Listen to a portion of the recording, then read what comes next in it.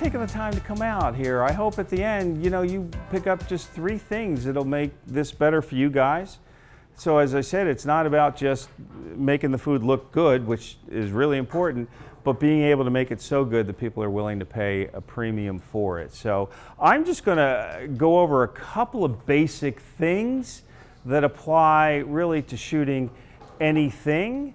And the first of those things is light. Now your best light, okay, is that light, and the best light is coming from the side. Why is that? Well, because they've got these things called spectral highlights. See these little hits right there?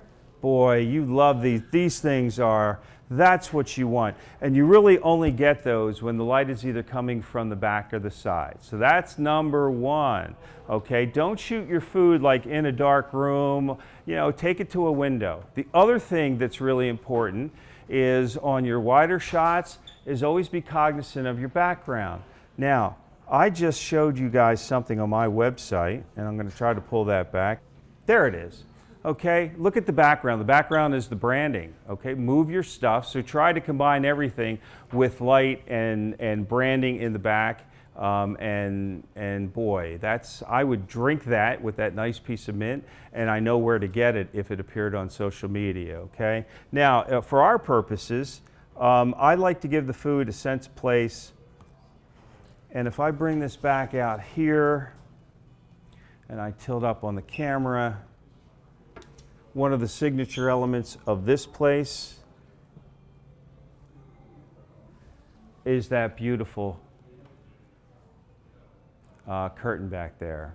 Okay, another thing, very important, if you do nothing else, get yourself a little bottle of glycerin, because remember, we want those spectral highlights, and a little bit of glycerin. We can zoom in a little closer. See how you get that condensation on there? Glycerin, best place to get it. Best place to get it is on Amazon. It costs you under $10. One of my favorite things in the world. Now, all we just talked about right there are your backgrounds and your light source. The light source is really important where it comes from, okay? Now, with the chef, we're going to look, when I do this, it's a collaboration between the chef and me. So I get them to put it out first, and then I look at it and I talk to the chef. Now, in person, this dish looks really, really good. Okay, I mean, I'd eat that right now, wouldn't you? Okay, but when I put it down, one of the things I noticed, that's really a busy, busy plate. There's a lot going on there. I'm going to show you another technique. Aluminum foil is one of my best friends, because rarely does it ever work where a plate sitting flat on a surface makes any sense whatsoever. Look what happens when I do that to the camera. Now, sure, you've got a lot of, thank you. So I always like to have either aluminum foil or modeling clay. Aluminum foil is great because I can mold that in any way that I want and position it in any way that I want. And boom, look at the difference by just elevating it just slightly. And that's the same thing with some of the elements in your dish itself. You oftentimes might have to create different layers. And I'm just doing this as illustration. This isn't necessarily how it would end up being. But you could see when I bring something up a little bit, okay, and I change, everything's not in the same plane going in the same direction. But what I would be discussing with the chef right now is I would say, Chef, I really like this. However, there's a lot going on. See how kind of messy that is right now? So it's messy because there's a lot of this stuff. And this is true just about on any dishes you're going to have. There's always too much stuff covering the money. So what I'm going to be discussing with the chef is, could you go back, redo this, and just put maybe half as much stuff on top of the chimichanga? When it comes to this around here, I'm going to put this on afterwards. So chef, all I want you to do right now is let's try to reconstruct these with a little less stuff, and then when we come back, we're going to put the sauces on, and we're going to go sparingly on those. Is that cool? All right, so if you go do that. Okay, I'm going to show you another cool technique. When you're filling a bowl with something, since the something you're putting in that bowl is kind of expensive, you don't want to fill the bowl with it. You want to fill the bowl with just sort of a spacer. And in this case, what I did is I put rice in there. Okay, so we're just going to cover that rice up with this stuff.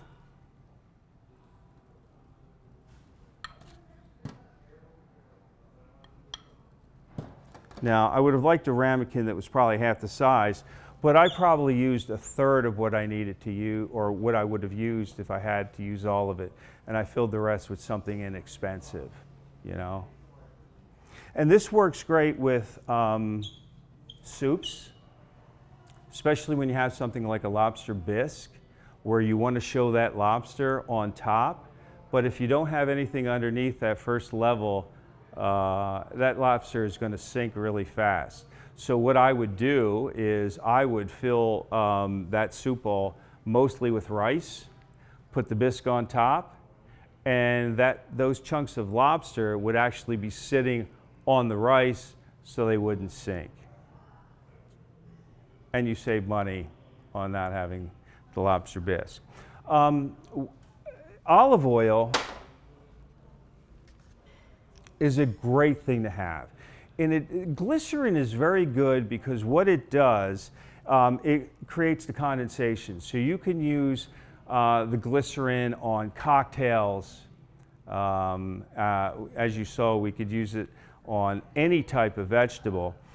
It doesn't work so well on surfaces like this. Now, if you look at the screen, that's a pretty white butcher block. All we're going to do is we're going to squirt it with olive oil.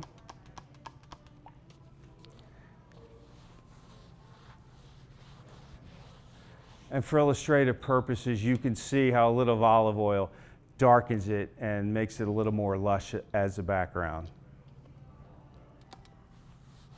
So we're going to shoot most of our stuff on this butcher block. All right.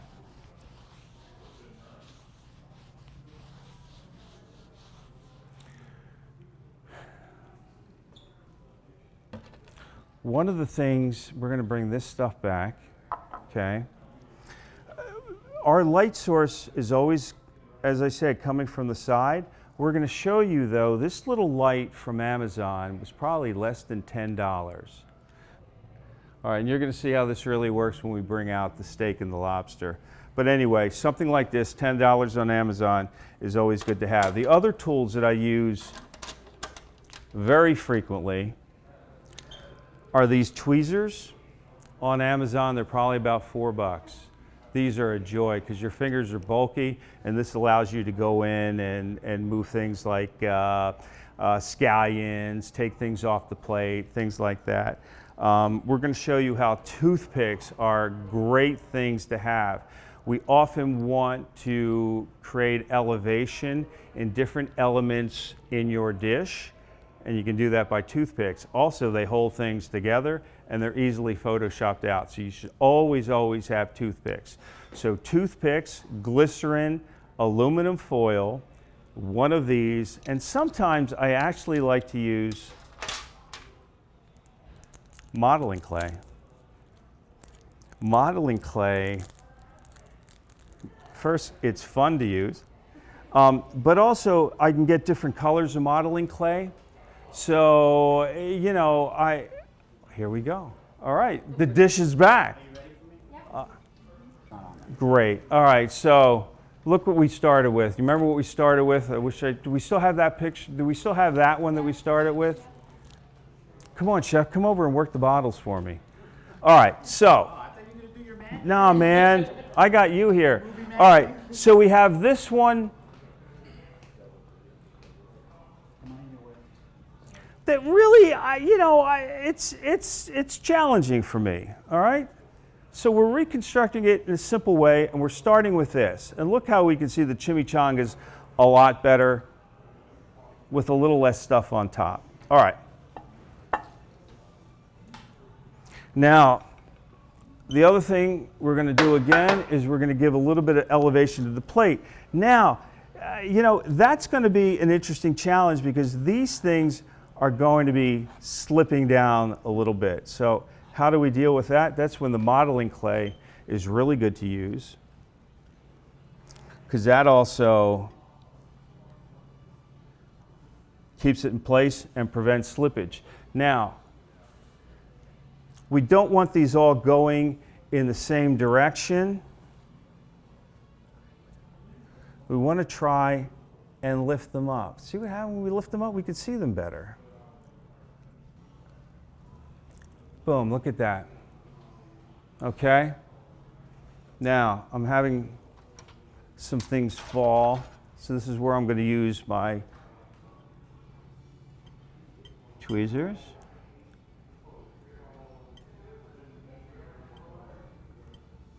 Now, you know, sure, the joy right now is that you could use Photoshop afterwards and you could take out these things, but I'll tell you, I would rather try to get it, you know, right the first time and do as minimal Photoshopping as possible.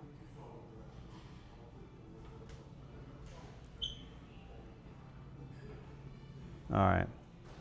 So I really like where this is coming from right now compared to what we end it with. All right, so again, this one, maybe I'll boost that up a little bit bigger, a little higher. And of course you can come and you could shoot down on it, and you should try to do that. But I like my establishing shot to be this way because I do like to show, and Chef, move a little bit to your left. In the shot, I do like to give everything the sense of place. And that shows that this was done, you know, at this restaurant by using that background. Now, I love that background. That again, that's a defining characteristic of this restaurant. I like those little dolls. Haley, would you bring me a little doll, please? How about you use your talents? Now, I don't want to goop it up like that one.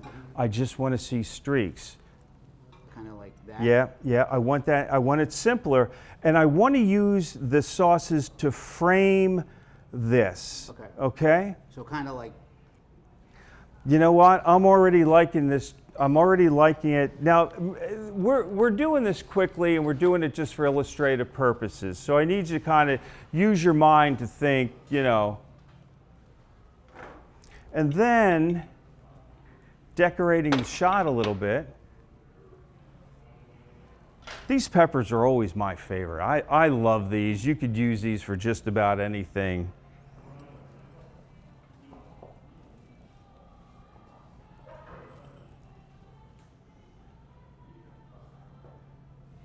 All right, we've got more stuff to go on that, right? Did you want to put, let's put some stuff on top of the chimichanga itself. I really like how we have minimal stuff right now. We have enough to show, but not enough to confuse everybody and make it one big muddled mass. I'm trying to show definition in each of the ingredients. And again, I'm going to tell you, this is for illustrative purposes, okay? This isn't how it would actually, we'd spend a little more time and do a little differently. But I'm just trying to get you to see how the best thing to do is to reconstruct something one piece at a time until you feel like there's enough of it, and then put something else on. What I'm seeing that I'm not totally liking is this. I don't like the folds right here. So I'm going to try to, what can we do to maybe, I mean, we could turn them so we don't see the folds as much.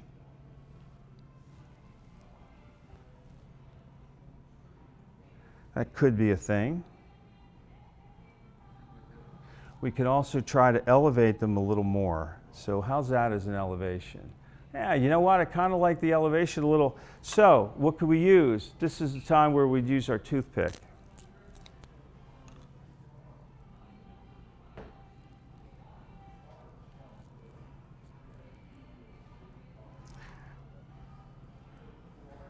it's gonna, yeah, we're gonna have that issue. So what I would do, sorry about that, I would probably just use a little bit of clay to form an adhesive.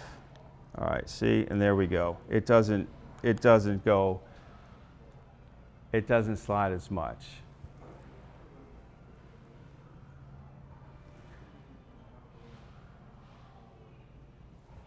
All right, chef, give me a little more sauce. I think we've gone too minimalist right now on the sauce. Red or white? You know, the problem that I'm having with the red is that it's drippy and not streaky. A little more white? I like the color of the red. Give me a little bit more white, and then let's see if we can use those dots.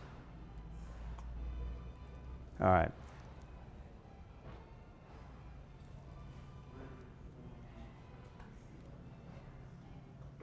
We have to put, as I said, we've got to put these ingredients in one at a time.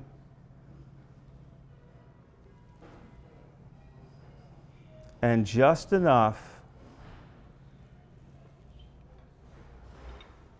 to where the dish does not look cluttered.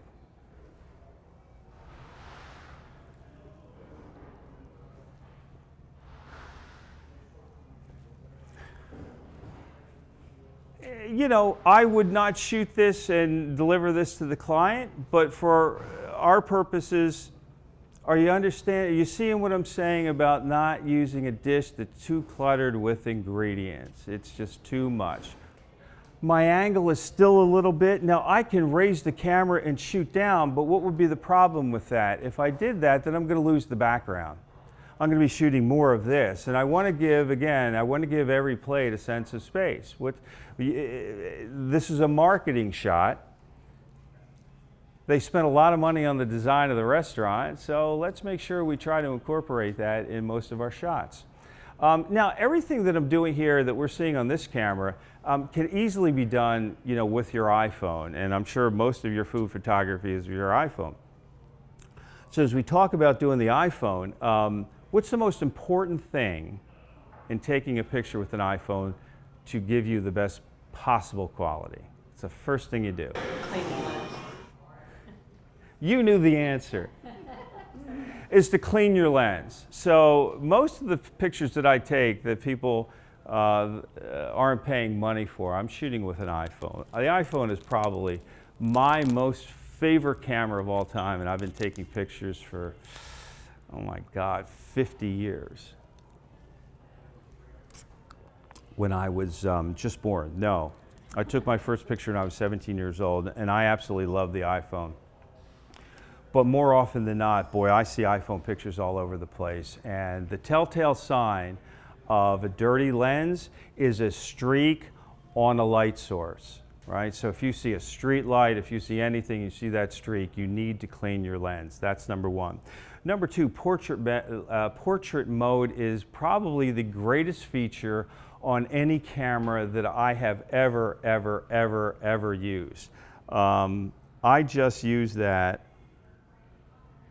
I'm going to show you guys. I'm going to have to walk it around. But I was looking at the chef, and I love the chef, and I said, stop. And I took the camera out, and I put it on portrait mode. And I would deliver this to the client, and I would expect to be paid handsomely for that headshot. It really is a great headshot. And it's done on portrait mode. And chef has come up with another dish.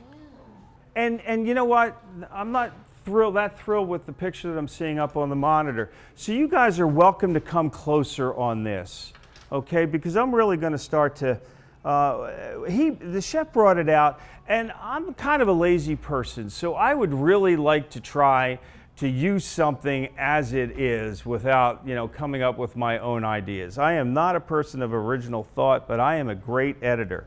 So I'm going to look at this plate, and I'm going to see, you know, where I like the front of this plate to be. And I like this the best. I like this in the salmon right now.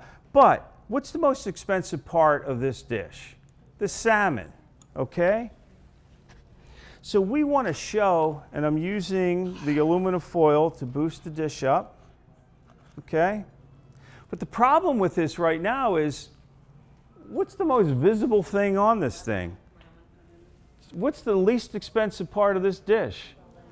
Why in the world would the lemon be the most prominent thing in this picture? Now, you might say, well, just turn the picture around, turn the thing around. But that doesn't work because there's not much going on here. Remember, I'm lazy. I don't want to do much, okay? And we're missing the greens. So, I'm going to start to reconstruct this. So you want to find the best part and the most visually appealing part of the piece of meat. And all of that really has pointed to, for me, this side of it. I really like that. Look at that. Already I can see the salmon. What did I do? I took one of the cheap, one of the least expensive parts off. I'm shocked sometimes. I'm shocked sometimes when I see food. I'm like, but I can't see the expensive part. What are you doing here? This makes no sense to me. All right. So the other thing that I'm noticing is I can bring the salmon up just a little bit so I see both sides of it. See the difference that just made? Well, how am I going to keep that up? Well, let's just put Mr. Toothpick in there. I'm not going to break that off, but I would break it off, obviously, but for illustrative purposes, using the toothpick to change the angle and the elevation of different elements works really well. And I would use thinner toothpicks that are easy to work with. These take all the strength that I have to break off. Now, the joy is with Photoshop, I can break it off and clone the little piece out and not really worry about it. But already, look at the difference that we've made in this thing from when we started. Now, how's this look? This doesn't look very good at all. I don't really like that. All right, I'm starting to see what I want to do with this.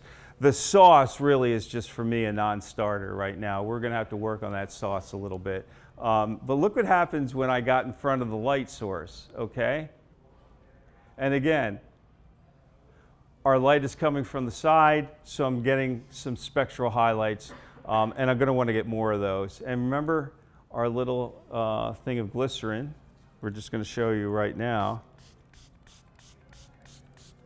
Look at what that does, right? How much better is that piece of salmon for 3 squirts of glycerin on top of it? All right, so why don't we try to make this now ourselves? All right, so we'll start with our rice. Now, the rice is great because it forms a nice malleable foundation, on which we can really tweak the positioning of the salmon. And give me a napkin if you can. Now, so how about if we butterfly the salmon? I mean, that might actually be a nice thing. You know what? Give me the original plate. There's a lot of things I was liking on that original plate. I really was. I mean, there were some good things. I think we could just tweak the original plate and we're going to be great. So, remember, we started with this. Give me a napkin. I'm going to take the sauce off.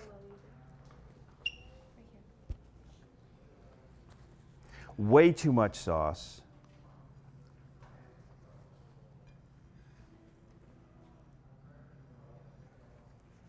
Now, I sometimes will deal with the reality of what the customer is going to expect versus what looks good in the picture. And there certainly is a bit of a balance there. You don't want to show in your picture a piece of salmon that is of a size that, they're not going to get, and vice versa. But when it comes to certain things like the amount of rice, I'm going to err, or the amount of greens, I'm going to put what looks good, not necessarily, as long as it is within reason of what would normally be. I'm going for the aesthetic. And sometimes there's a little bit of an arm wrestle, but there always is, you know. But my job is to make sure that the stuff looks good.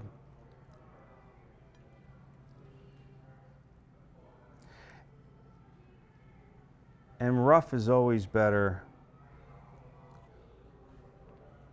I've got a good view of the salmon. I've got a good view of the rice. I'm going to come in. I mean, I'm going to do a little bit of this and a little bit of that.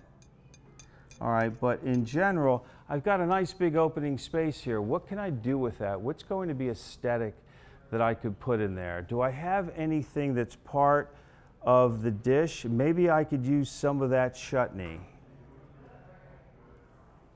Or maybe I could use the pieces. Yeah, there we go, the microgreens, perfect. Awesome, thank you.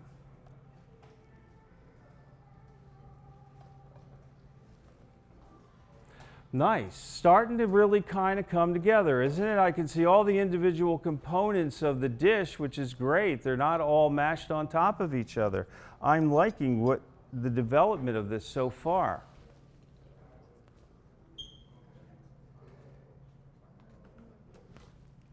Now, how about if we put a little color in the dish? Let's go back to, remember what we did with this thing?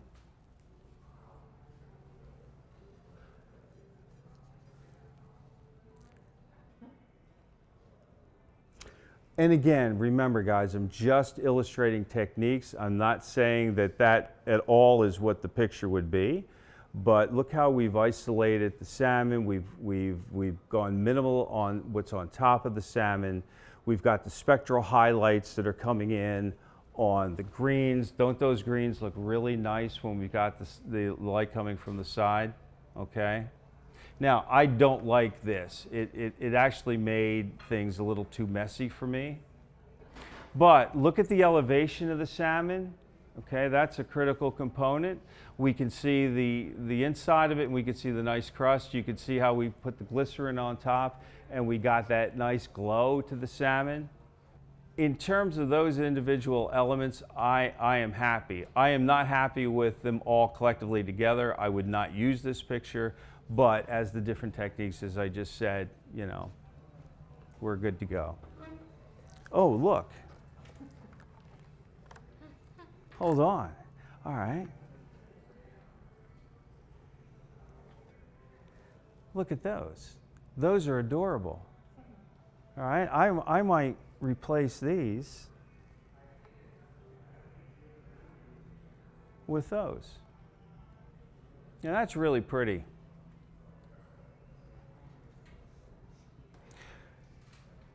We understanding how when we reconstruct and we go minimal and we do one thing at a time and we let the dish build together so it doesn't just become one confusing mess of individual ingredients. All right, what's our next one? What? All right. Questions? What's our most favorite thing when we're doing food? For me, it's the glycerin. Boy, glycerin does everything. What, were you going to say what? Eating it. Eating. You know, I was saying the bane of my existence is that sometimes when it takes, you know, we could spend 2 hours on that dish. And by the time we're done, it is so inedible, and it's a crime, it's torture. I remember one time I was doing a spread of 15 feet of lobster and crab at the Baltimore Convention Center, and it was all real stuff, and it all just came out, and it smelled great. It took me about 2 hours to cook it, and at the end I'm like, let's dig in, and they're like, yeah, I don't think, yeah. I'm like, wait, what? No. That happens all the time, and it's a shame. So sometimes I'll do a little thing where chef will bring me out the original dish, and then I'll be like, okay, well, this is what we need to do, and you need to bring me another one. And while you do that, I'll eat this one.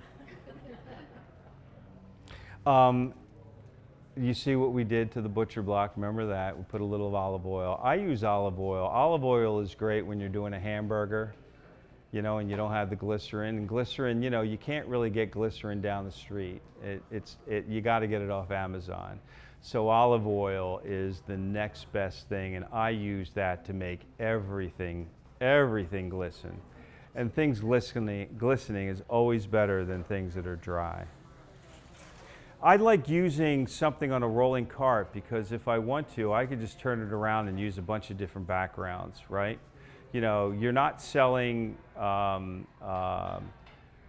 you're selling the establishment in addition to the dish. And if you see this thing on social media where it's just a tight shot of something, you know, sometimes people aren't going to read the description. So if you can put the signature design, a logo or anything in the background, you're good. This is a good one. This is almost good coming in. So again, the first thing I'm going to be doing is I'm going to be looking to see what's my side. Okay, what's my side? Well, it's obviously not this side because that's just butter. It's not this side. It's not the rice. Okay, so the money side is here, and I had this. But look what happens when we do this side. The tail is the wrong way. All right, so first thing I'm going to do, sort of change the tail so I see more of the tail. All right.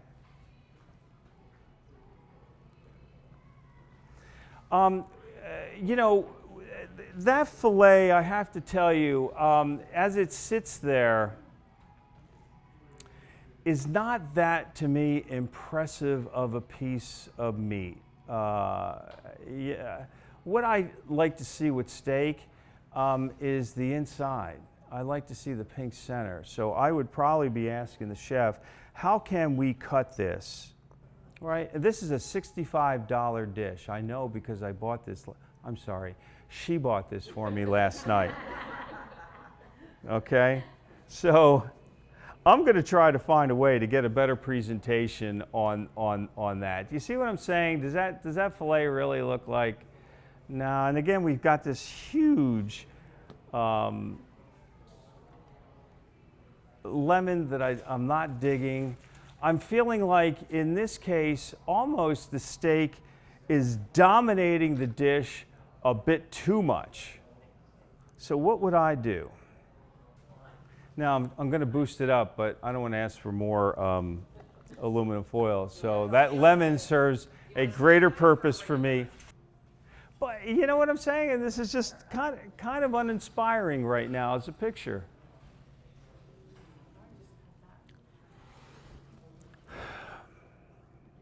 We're also clumping. I've got space on the left side of that dish that's not being used. Okay, I can't see the asparagus. And I saw the asparagus, and the asparagus is really good. Yeah, I mean, you know, we've got more real estate, so we can move things over a little bit. Again, that steak is just not appetizing as it's sitting there. I'm going to cut it. Now, guys, again, I'm not saying I would cut the steak like this. I'm just saying cut the steak and show the inside of the steak, because that's where your mouth is going to water. All right, already it's starting, you know, to look a little better than just the hockey puck. We'll work with it. And remember, we're going to use our glycerin once again to make that steak even juicier. Look how that steak looks a little, you know, a little more appetizing. I would not cut it like that and display it, because that's not how it's going to be served. So, I mean, I would work with the chef right now and say, you know, what can we do? How can we cut it? How might you cut it differently? How might you present it differently? A lot of times when yeah, I mean, I don't know if I'd slice a filet, but we are going to slice the carne asada. A lot of times when I'm working with the chef, we collaborate. We end up replating this thing to make it, you know, something that it wasn't when it first came out. The lobster. I want to boost the lobster up. And I really like, my issue with it right now is the fan of the tail. I don't know if I'm a fan of the tail as much. So what might I do? Well, maybe the fan of the tail might be best if I put the asparagus down here. I'm going to move over, I'm going to take more of the plate.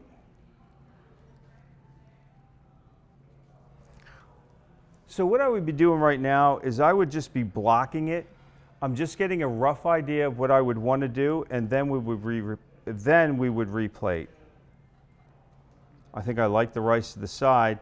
You know, this thing is not really doing it for me. This is a big bulky thing of butter. I'm not sure. I would probably see if they've got something else. I'm looking at the steak, and I probably want to elevate the steak up a little bit, so maybe I'll just take a little bit of aluminum foil.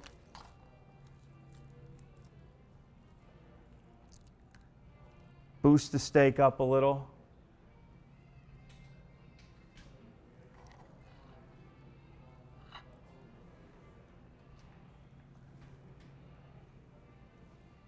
Do I like the positioning of everything for replating? I don't know. I mean, but look at the difference from the very beginning when we couldn't see that asparagus where it was buried in the middle. So we're trying to bring that out. We're trying to give it a, it's pretty. The asparagus is really, I like the looks of that asparagus. I really do. I don't see much color between the steak and the rice. So I'm thinking, what do I have here that might be able to do it? And I've got these tomatoes that were part of it. Maybe I could put tomatoes over on this side. Maybe I can put another piece of asparagus on this side. Maybe I could split the asparagus. All right, I think I like the different positions of all of the individual elements, and now I'm going to try to replate it. Thank you. I'm still using my, because that lemon is actually a perfect size. I'm really liking what the lemon is doing.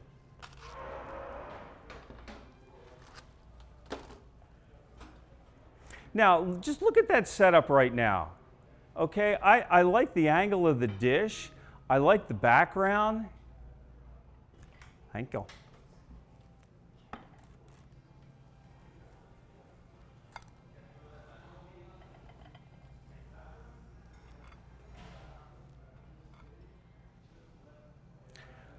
Well, that's got a nice prominent position, doesn't it? Now the steak is a little lower, so what I might do is bring this over here. Yeah, that's what I'm going to do. And you can kind of see where the slightest little changes in position and distance really makes a huge, huge difference. All right. All right, what comes next? Let's try to put the rice down.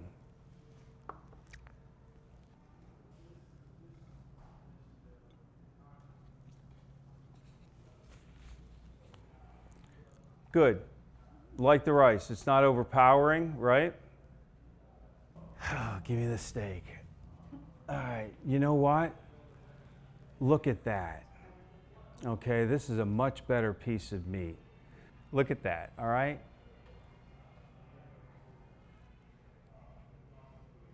This dish already looks better, doesn't it?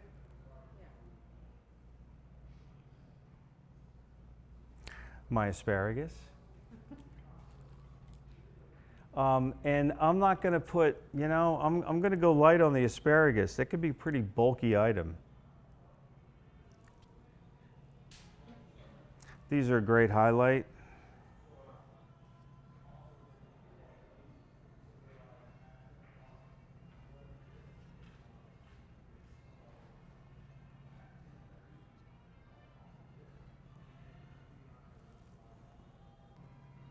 So the most important thing that I want you guys to take away from what we're doing is to reconstruct one element at a time and don't confuse your plate, okay?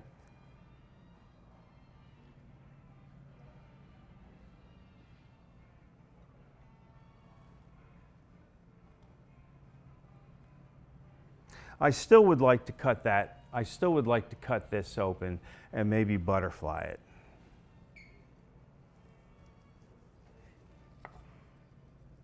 Oh. Look at the difference it makes, right?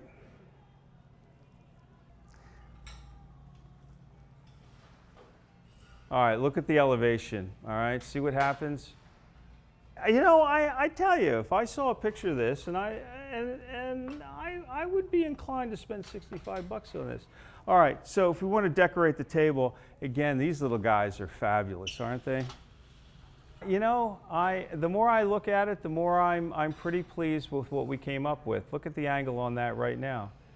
You know, I would probably, this plate is not bad. It's kind of white, so I would be looking at, again, what can I put on the plate? I think we might have some green onions. Do we have some sliced green onions?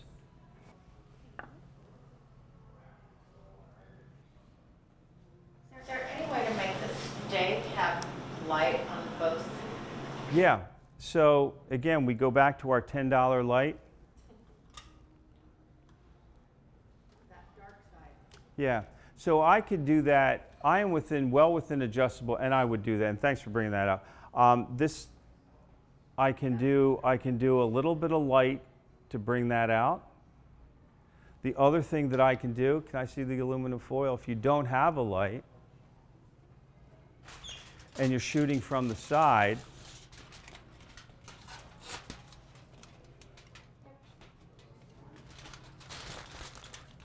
I can use the aluminum foil as a reflector.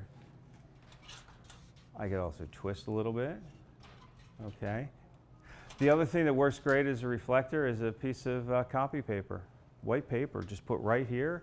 That might give you enough fill. Now, I can, and I'm going to show you, I can do a lot of that in Photoshop. So, but you know, you guys aren't necessarily going to be, you want to shoot it in the camera, you want to get it out. But sometimes, look what we're going to do here. Okay, so I can actually go in and use the brush tool, and I can lighten things up. All right.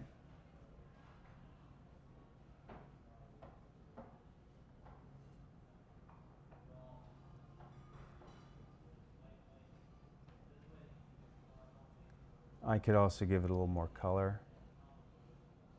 Okay, if this is a little too dark, I can lighten that up just a little bit. All right, and then to clean this plate up a little bit, I would just come in here and I could go dink. I can go dink, dink. Okay, so I'm going to clean all of that up. And the joyful thing is I don't have to worry necessarily that much about doing it live because I know what I can fix afterwards. But look at that as a close-up. I mean, that's pretty cool. Okay? You see everything. The asparagus, we can come in.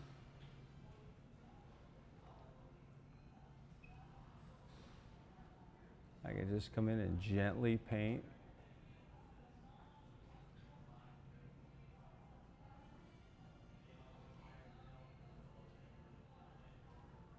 Just a little bit of whatever I needed. I have to tell you, that close-up is pretty cool. All right? I mean, that almost, I would probably spend maybe another half an hour on that dish, and I would almost be ready to make that, you know, something I would deliver to the client. I mean, if you remember the one that we had before where you couldn't see the asparagus in the beginning and all of that stuff, look at how that, I like how the lobster just trails right off the screen like that. I do like the fantail. The more I look at the fantail, I think that is really, really a cool part. I like, where are those cool flowers? Yeah, I love these. These are so cool. Now, the joy about doing this is you take the picture, you look at it, and you're like, well, does that work? I'll take another picture. Now, you guys are probably like our social media person, you know, you're just taking whatever they're giving you, you know.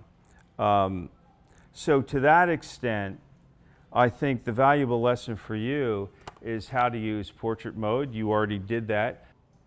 Shadows are your friend. That brings it. You know, I got to tell you, it's not a bad shot.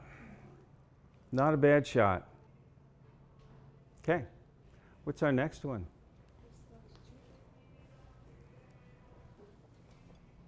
So with shooting this cocktail, I like to shoot hands in the cocktail. I like when somebody removes the top and the smoke comes out and you see the hand. Come on over.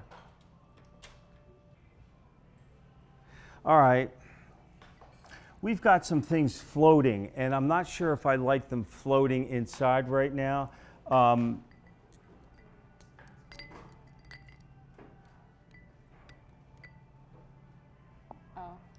And one of the things that we could do is we can drop it and try to catch it in mid-drop, and that always looks cool. Go ahead, honey. Show me what you're going to do. I have to place this on top. Okay, I know.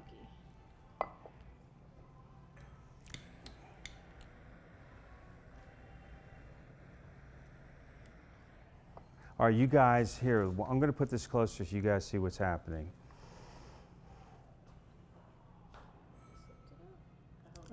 Okay, so what's the cool thing? The cool thing is the torch and the glow of the embers in there. So what I want to see is this. I'm going to want to see this part of it, okay, coming down. So I want to see that. I want to see that on fire in there. I want to see that glowing. So probably for this one, I'm going to take the camera and I'm going to shoot down this way. So go ahead. I want you to do that now. I want you to come around just like me. We're going to come in here.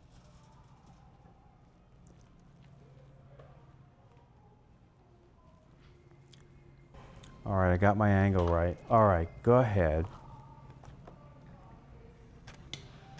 Tilt the top towards me. There we go. There we go. That's it. That's it. That's it. Awesome.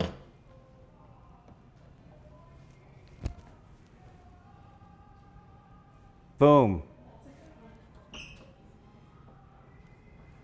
Boom. Boom. All right, what do I need to change about this? I need to lift the top up a little bit so I see down into the glass. Okay, I want to see more down into the glass. And then maybe I'll have that garnish in there. Can I see the garnish? All right, let's try that again. Ready? Blow the smoke out. Like about this far away? Yeah, I think that's, so bring it down. Let's fill the glass up. Okay, and then slightly bring it up, okay?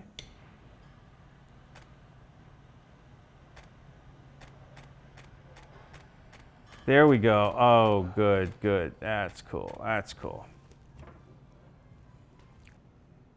Boom. Boom.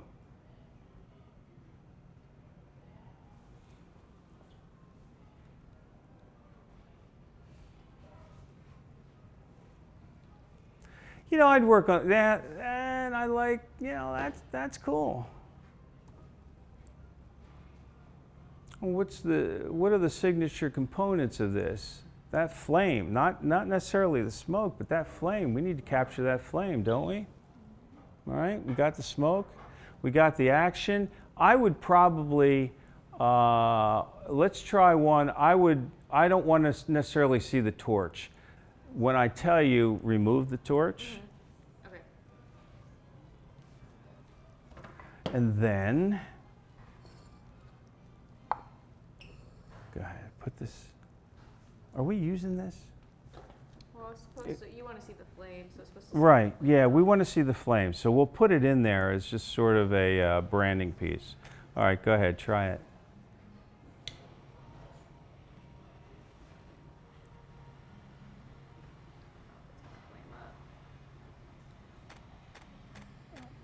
There we go, that's it. How cool is that? It's not just about smoke, that flame is really, really a cool part of the whole thing, isn't it? Is that cool? I like that picture. I would be happy to deliver that almost as it is to a client, but I'm going to come in here and make it pop a little more. So in photography, your eye is drawn to the brightest part of a picture, and the converse of that would be true too. If there's a part of the picture you want to de-emphasize, you darken it, and for my purposes, that would be the edges, so my eye is focused more towards the front. And that's what, by using a little vignette, works perfectly on that. You know, when we use our iPhone, this is really important. You do shoot RAW, correct? You know the RAW setting? You do. I know you. You know, yeah. What do you mean raw setting? So if you go into your settings, RAW is more of, you know, we talked about this. The difference between RAW and JPEG. So when you have a JPEG, you don't have much ability to alter the picture without causing damage to it. When you're doing RAW, you're actually going back down to the pixel level. It's kind of like the negative. Whatever you do to it, well, you can do more to it. You have more latitude in changing color and doing any of the adjustments. So you never, ever, ever want to shoot JPEG. You always want to use the RAW. So if you go to settings, Apple Pro Raw? yeah, That was not set on my thing. yeah. So you want to do that, but if you go into settings, and this is a really important part, after you do that and you click on camera, okay. Should you use high efficiency or most compatible?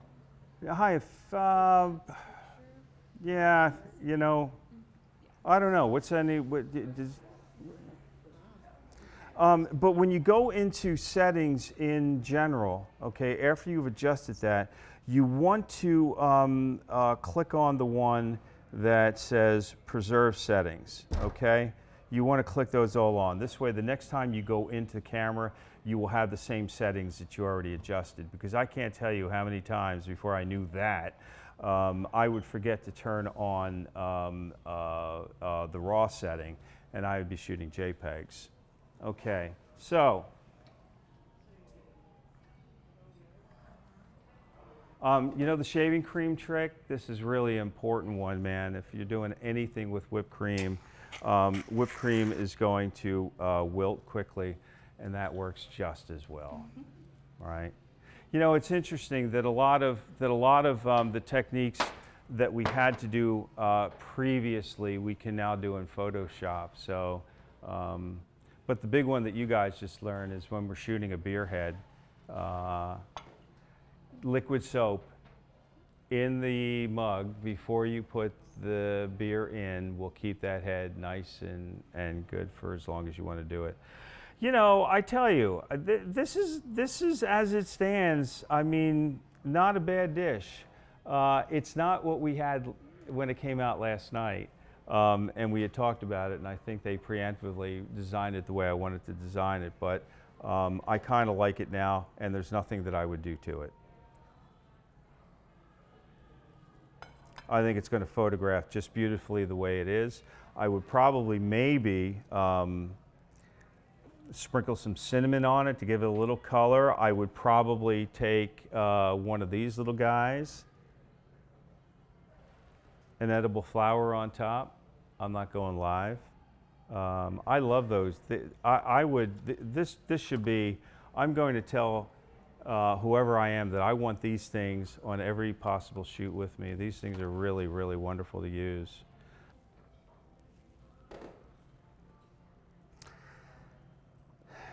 You know, maybe I would try.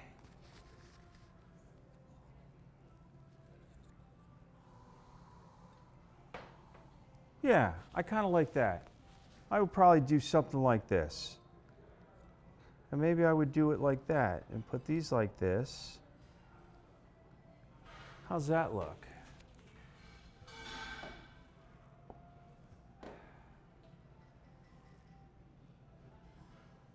But you know what I love the most is I love that little flower on top of the ice cream. It really, something that simple really makes such a huge difference. This is cinnamon and sugar, right? All right, so maybe I would take some cinnamon. I would go very light, always go very light on the sauces. Cool. I think that's our last dish. I hope you guys got a couple of good tips, and those tips for me are going to be this.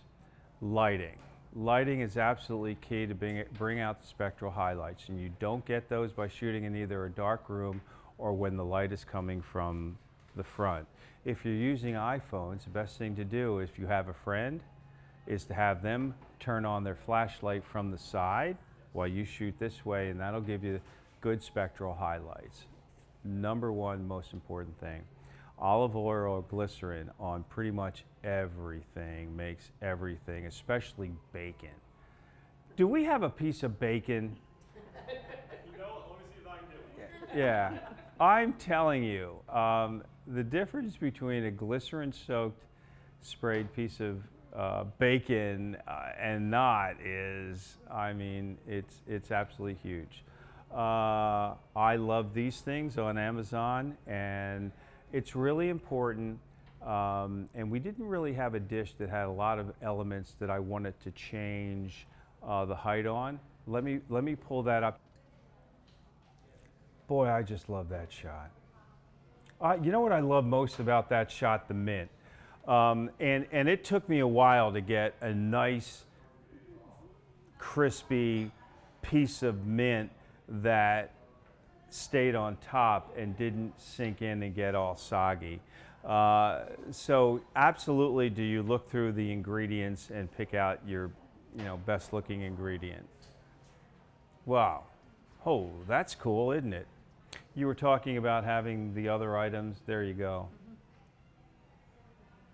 This was actually all recreated. I mean, those, I actually did the mustard on those. And I did the mustard on it.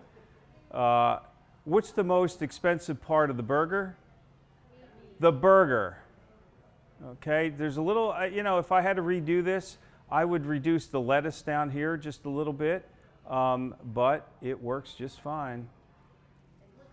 Again, spectral highlights. I left the light in. You can see the light that I used coming in from behind to give it that and to make the glass glow. So cocktails, always let them glow from behind, right? I love shooting from on top, but again, all of that stuff on top was placed on there by me. There was way too much before. You couldn't see the meat. That's, the most expensive part of the whole flatbread. Cant your angle a little bit. Yeah, everything, all of that. This was a challenging shot to get that right angle and to get that glisten and that glow. This was a really challenging shot. Not bad, but don't we like the hand in it? I think the hand sometimes showing the humanity of it, but boy, that is not AI. I did not say put it in a plume of smoke in this. Nothing particularly interesting about this. First thing that I see is I'm missing a muscle there. But what you've got are the important expensive things on top of the pasta, not mixed in between the pasta. Strategic use of depth of field, crisp tops on it, a thickening of the sauce so it stayed on and didn't run down. That was key. Those are the key things. Cool? Did you get some good takeaways? Yeah. All right, good. Thanks, guys. I appreciate your time.